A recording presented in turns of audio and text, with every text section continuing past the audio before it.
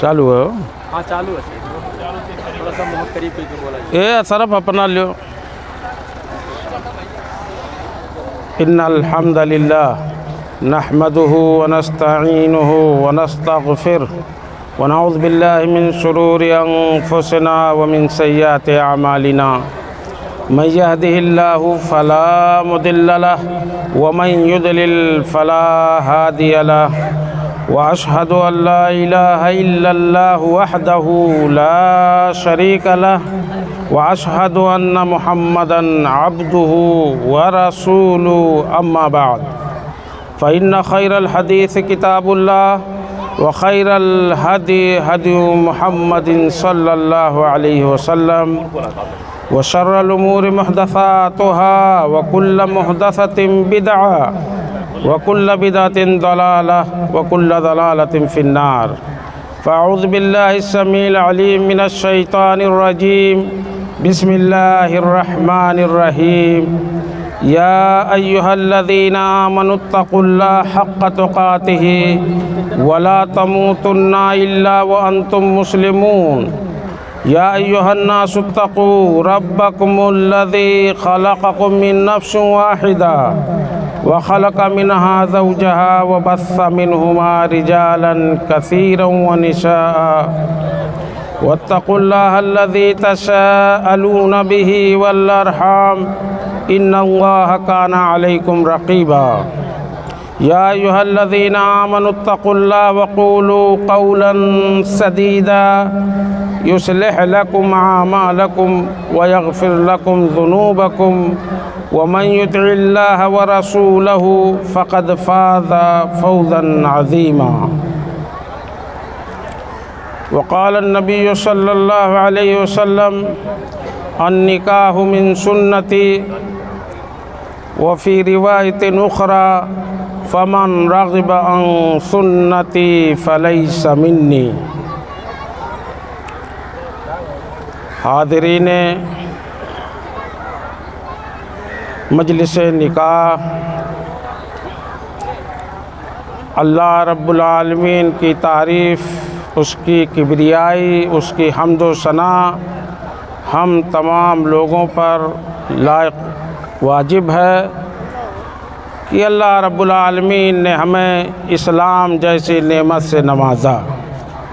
इस्लाम की नेमत वो नेमत है जिससे बड़ी नेमत और कोई नहीं हो सकती। इस पे हम सब अल्लाह रब्बुल आलमीन का शुक्र अदा करें। दुनिया की 8 अरब आबादी में एक बड़ी आबादी इस नेमत से महरूम है। आज निकाह की मजलिस है। ये निहायत ही मुबारक मजलिस है, खुशी का मौका है, अंबिया की सुन्नत है। सबसे पहली चीज़ जान लें कि ये अंबिया की सुन्नत है। अल्लाह रब्बुल आलमीन ने कुरान मजीद में फ़रमाया कि वलक़द अरसलना रुसुलन मिन क़ब्लिका व जअलना लहुम अज़वाजन व ज़ुर्रिय्या। ए नबी पाक, हमने आपसे पहले जिन अंबिया को भेजा उनके लिए उनके बीवी और बच्चे बनाए। उनके पास भी बीवियाँ थी और बच्चे थे। तो ये अंबिया की सुन्नत है और इस सुन्नत को अदा करने के लिए आज हम लोग बैठे हैं। इसीलिए मैं कहता हूँ कि ये मुबारक मजलिस है। अल्लाह के नबी जनाब मुहम्मदुर रसूलुल्लाह सल्लल्लाहु अलैहि वसल्लम ने फरमाया कि हुब्बिबा फ़ी दुनियाकुम हुब्बिबा इलैया फ़ी दुनियाकुम अत्तीब वन निसा। तुम्हारे दुनिया में अगर कोई 2 चीज़ें महबूब हैं मेरे नज़दीक तो वो एक औरत है और एक खुशबू। और अभी एक हदीस पढ़ी गई, अल्लाह के नबी ने उसमें वजाहत किया कि अन निकाहो मिन सुन्नती, निकाह मेरी सुन्नत है।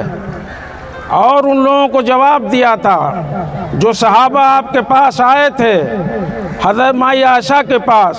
किसी ने कहा कि मैं शादी ही नहीं करूँगा इसलिए कि दीन में खलल होगा।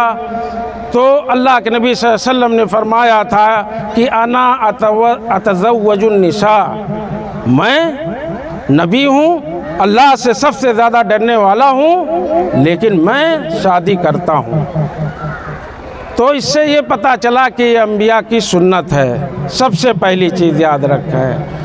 اور دوسری چیز، اپنے گھروں کے ہم لوگ ذمہ دار وارثین بیٹھے ہوتے ہیں ان موقعوں پر، اس لیے جان لیں کہ اسلام کے اندر اتنی سادگی ہے، اتنی سادگی ہے شادی اور بیاہ میں، کیونکہ یہ بہت ضروری چیز ہے، اور جتنی ضروری چیز ہوگی اسلام میں اتنی ہی سستی ہے، اتنی ہی سادگی ہے، اور سادگی میں عافیت ہے۔ ایک واقعہ بیان کروں، اللہ کے نبی صلی اللہ علیہ وسلم مجلس میں بیٹھے ہیں، ایک صحابیہ آتی ہیں اور کہتی ہیں وَهَبْتُكَ نَفْسِي یا رسول اللہ، میں نے اپنے آپ کو آپ کے لیے ہبہ کر دیا اللہ کے رسول۔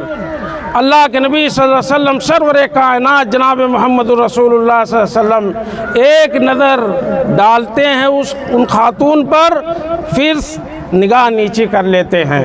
آپ کو خواہش نہیں تھی؟ ایک صحابی اٹھتے ہیں اس بیچ میں سے اور کہتے ہیں کہ اللہ کے نبی، لگتا ہے کہ آپ کو خواہش نہیں ہے ان میں، میری شادی کرا دیجئے۔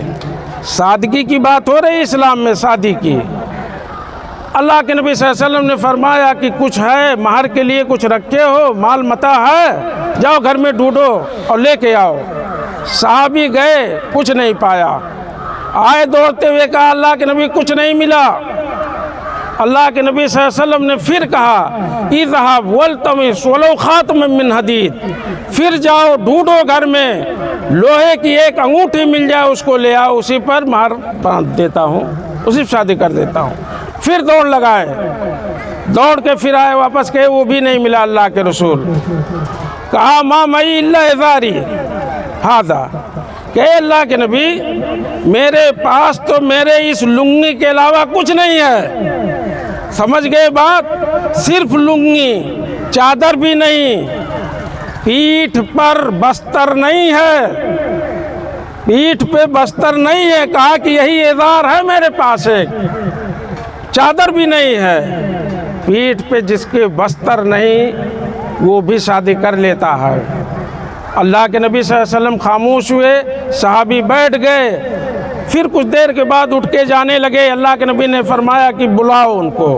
وہ آئے واپس، کہا کہ حل ماک من القرآن شیء، کہا کہ قرآن کچھ یاد کیے ہو، قرآن کی جانکاری ہے؟ تو کہا کہ ہاں اللہ کے نبی، فلاں فلاں فلاں فلاں سورت، فلاں سورت، فلاں سورت، یہ سورت مجھے یاد ہے۔ تب اللہ کے نبی صلی اللہ علیہ وسلم نے فرمایا قد زوجتکھا بما معک من القرآن، ہم نے جو تمہارے سینے میں قرآن ہے اسی کے بدلے میں اس خاتون کی شادی کرا دی۔ اب ان کو یاد کرا دینا یہی مہر ہے۔ اس بات سے، اس واقعے سے، وقت کم ہے، واقعے بہت ہیں دور نبوت کے۔ ایک واقعہ، اس سے سمجھیے کتنی سادگی ہے اسلام کے اندر۔ اسی لیے اللہ کے نبی صلی اللہ علیہ وسلم نے فرمایا کہ اعظم النکاح برکتاً ایسرہ معونتاً، برکت کے حساب سے وہ شادیاں سب سے بڑی شادی ہوتی ہیں جو خرچے کے حساب سے کم ہوں۔ یہ دوسری بات شاید سمجھ میں آ گئی ہوگی۔ یہ جتنا بھی ہم لوگ ٹنٹ گھنٹ کرتے ہیں، جتنا بھی ہم لوگ تکلفات برتتے ہیں، یہ ہمارے اپنے ہاتھوں کی کمائی ہوئی ہے۔ قرآن تو یہی بات کہتا ہے وَمَا أَصَابَكُم مِّن مُّصِيبَةٍ فَبِمَا كَسَبَتْ أَيْدِيكُمْ، کوئی مصیبت تمہیں ایسے نہیں پہنچتی، تمہارے اپنے ہاتھوں کی کمائی ہوتی ہے۔ ہم نے کمایا ہے، یہ ہم نے اوروں کی نقالی کی ہے۔ ہمارا اسلام تو بہت سادہ ہے۔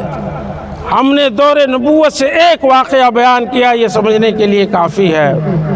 تیسری بات جو اہم بات ہے، اب جو میں کہنے جا رہا ہوں اور اس کے بعد میں اپنی بات کو ختم کرتا ہوں، ہماری بچیاں ہمارے گھروں میں پیدا ہوتی ہیں، اور گھر کے آنگن میں کھیلتی ہیں، پلتی ہیں، بڑھتی ہیں، بڑی ہوتی ہیں، ان کی شادیاں ہو جاتی ہیں، وہ اپنے سسرال چلی جاتی ہیں اور انہیں ہم لوگ محروم کر دیتے ہیں، انہیں کچھ نہیں حصہ ملتا ہے۔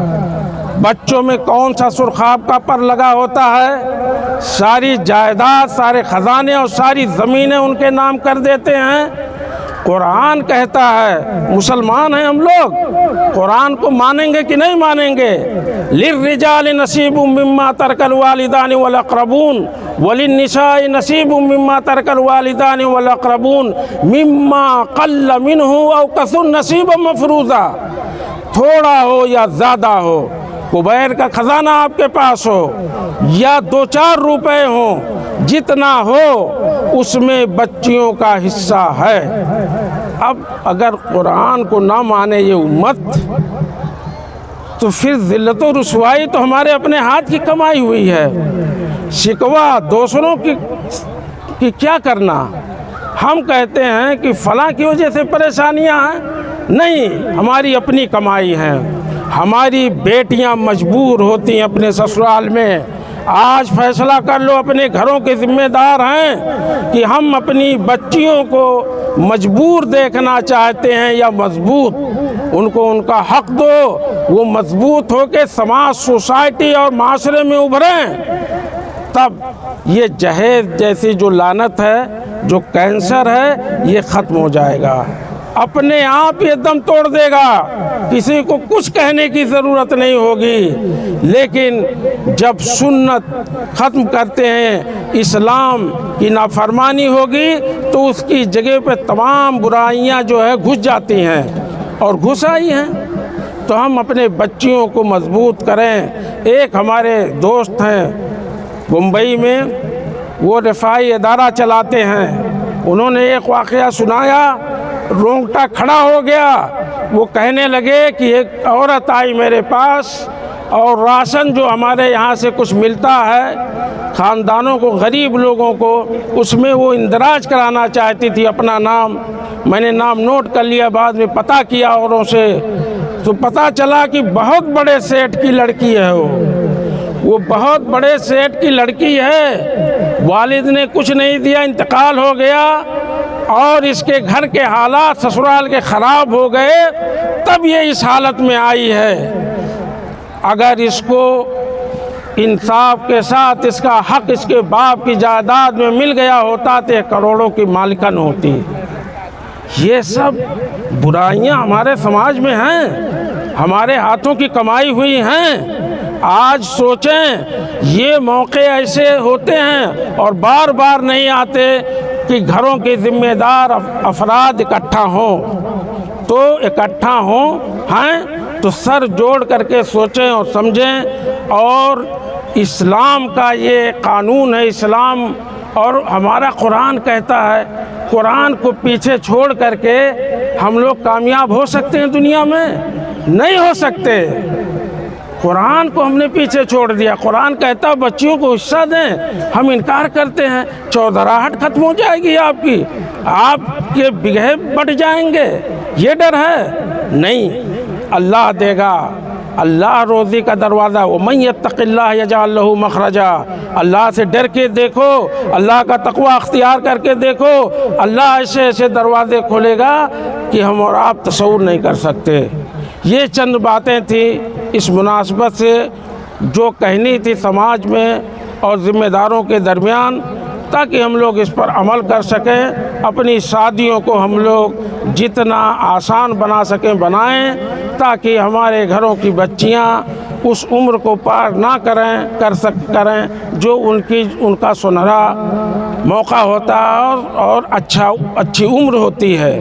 اسی کے ساتھ میں اپنی بات کو ختم کرتا ہوں، اللہ رب العالمین سے دعا کرتا ہوں کہ الہ العالمین ہم تمام لوگوں کو دین سمجھنے اور اس پہ چلنے کی توفیق و طاقت عطا فرمائے۔ وآخر دعوانا الحمدللہ رب العالمین وصلی اللہ علی نبینا محمد۔